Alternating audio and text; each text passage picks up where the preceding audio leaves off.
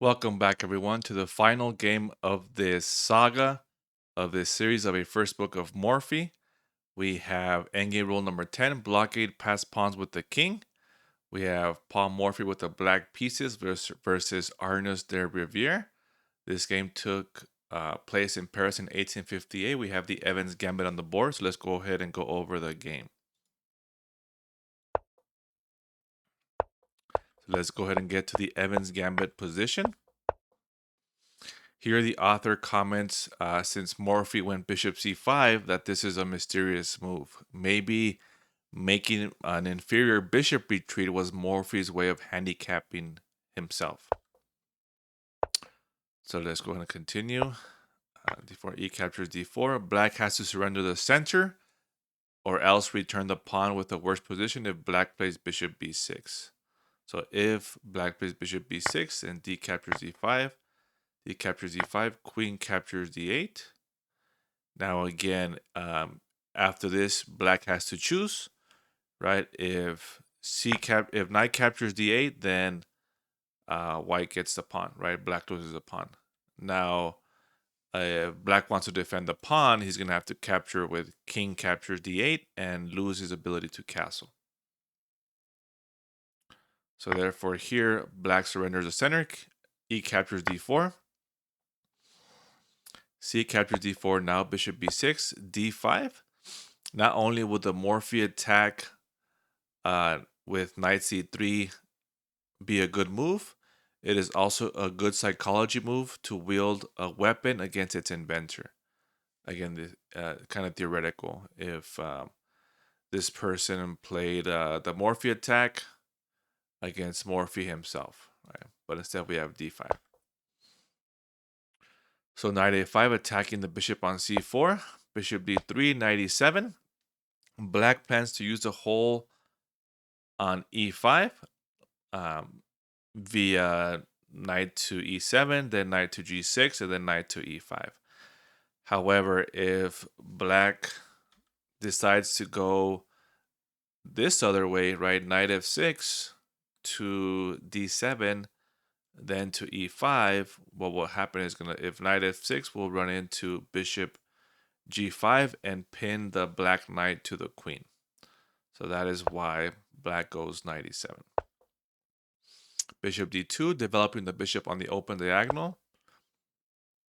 Okay, Black castles, knight b to d2, not knight c3, or else it blocks the bishop, right? So that's why knight b to d2 to let the bishop have the open diagonal. Knight g6, knight d4, queen f6. Morphy was in some mood that day, first opting for a lesser opening variation, then exposing his queen to a discovered attack voluntarily. However, Black has developed with a threat, and White cannot profitably make a discovered attack while the b2 bishop is unguarded. So now again here, Black has two attackers, White has one defender, so White adds another defender. If knight to b3, again, Black just captures with knight captures b3, right? So that's why we have knight f3, now helping to guard the knight on d4. Runs into bishop g4. Black threatens to remove the defender. So now if bishop captures, if knight captures on f3, then we have queen captures on b2 since bishop on b2 is unguarded, right? If bishop captures on f3, if queen captures on f3, then that runs into possibly bishop captures on d4, right? Then I think that drops a piece. Maybe queen captures on d4, bishop captures on d4, bishop captures on f6, and then now Black recaptures with g captures on f6. So there's different possibilities with this. Queen c2, White adds a defender to the bishop on b2. The author says that queen d2 is preferable because it also not only guards the bishop on b2, but it also attacks the knight on a5. The author says that queen e2 is preferable, setting the white side on a5, exposing the knight to a combination or a threat. For instance, let's say the author gives his example. Now, if bishop captures f3, knight captures f3, knight e5.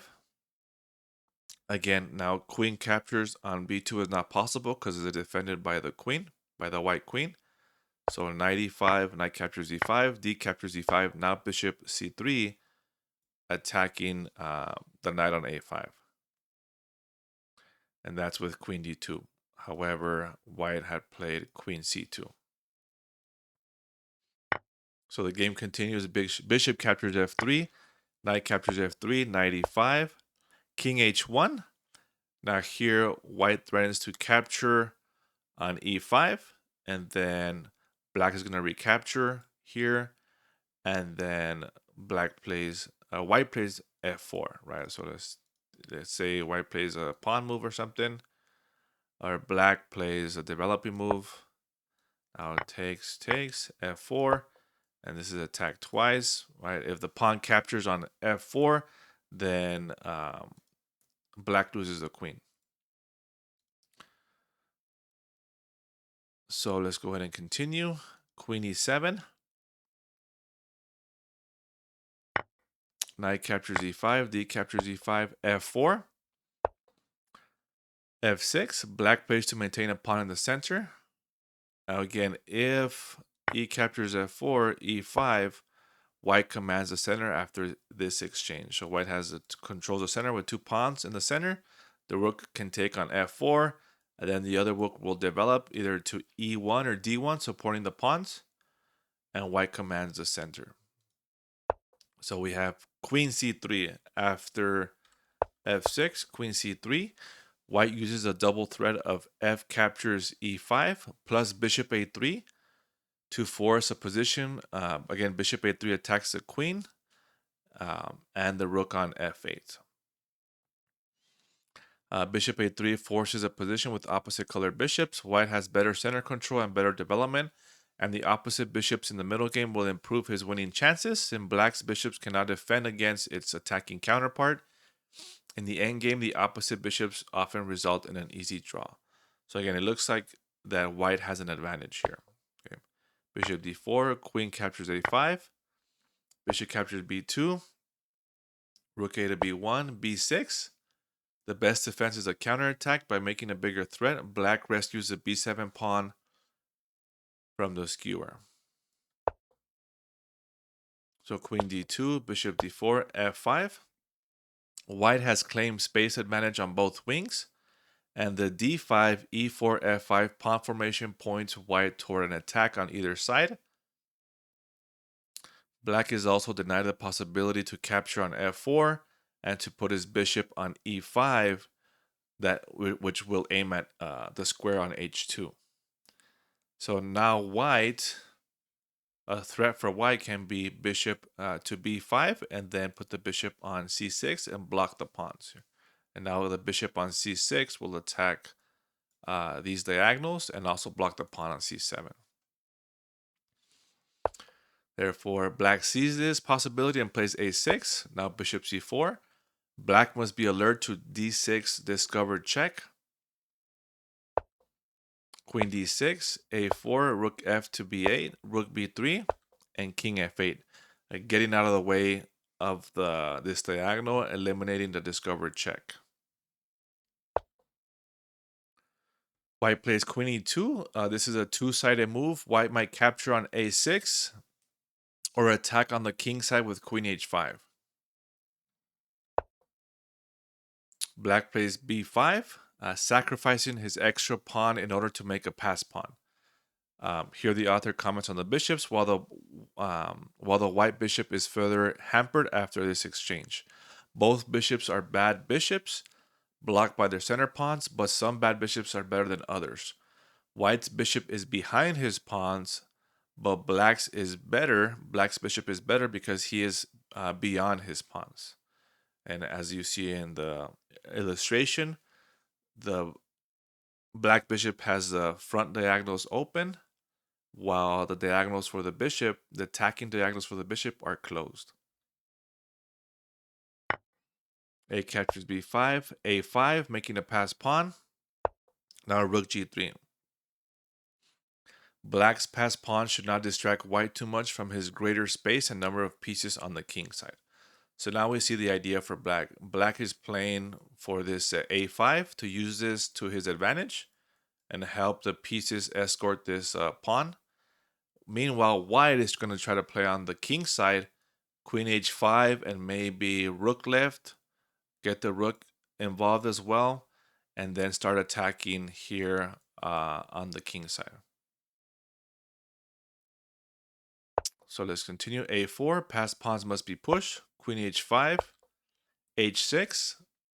Again, here the queen was threatening to capture on h7. h6. Now white can force his way through the cracks on the white squares. Queen g6, threatening to capture on g7. So queen e7, defending g7 square. d6. An excellent move, restoring the bishop's influence. So the bishop now has the open diagonal and the pawn attacks the queen on e7. C captures d6. Now here, again, white is winning. Queen h7 wins the game right off. Stockfish says it's made in 15 for white. So white is winning, right? Again, however, white does not play this move. White plays queen captures h6. So now queen f7, so bishop can capture on f7, and then g captures on h6. Queen h8 check, king e7, rook captures g7, rook captures h8, rook captures f7, king e8, rook captures f6, a3, bishop a2. Now again, the author recommends bishop d5. The author says that bishop a2 is a passive move. And that bishop d5 is a threatening move, right? So the game could have gone bishop d5, rook a5, rook c1, bishop c5, and then g4. Now, here the black pawn, I mean, if it goes to a2, then rook a1 stops it, right? And then white is going to play on the king side, start rolling the pawns forward, get his king involved to help the pawn push, and we'll start pushing these pawns. However, again, white played bishop a2. Now rook c8, b6, king d7, b7, rook c2, attacking the bishop. Bishop b6 check, king c7, and rook to b1. Some of white's advantage has slipped away because each of black's pieces is working. Okay, so let's take a look at black's pieces. Okay, the bishop and the rook, right? Now again, they are pretty active. Now white's pieces, of course,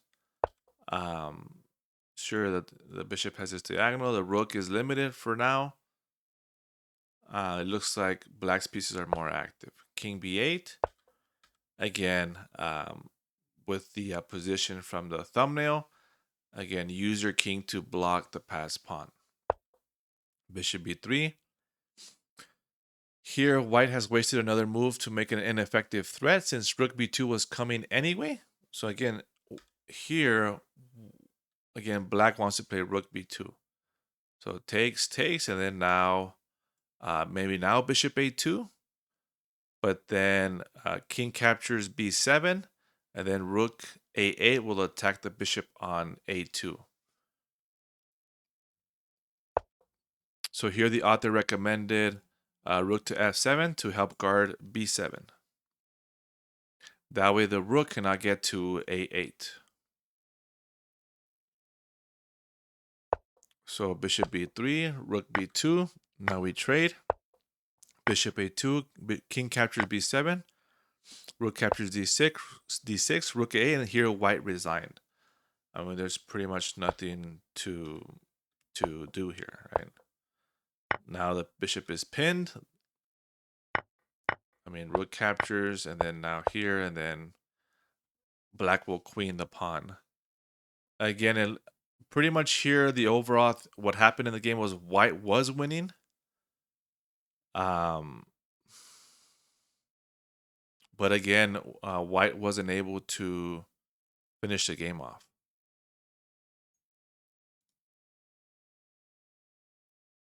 So let's go to the winning move for white that he missed.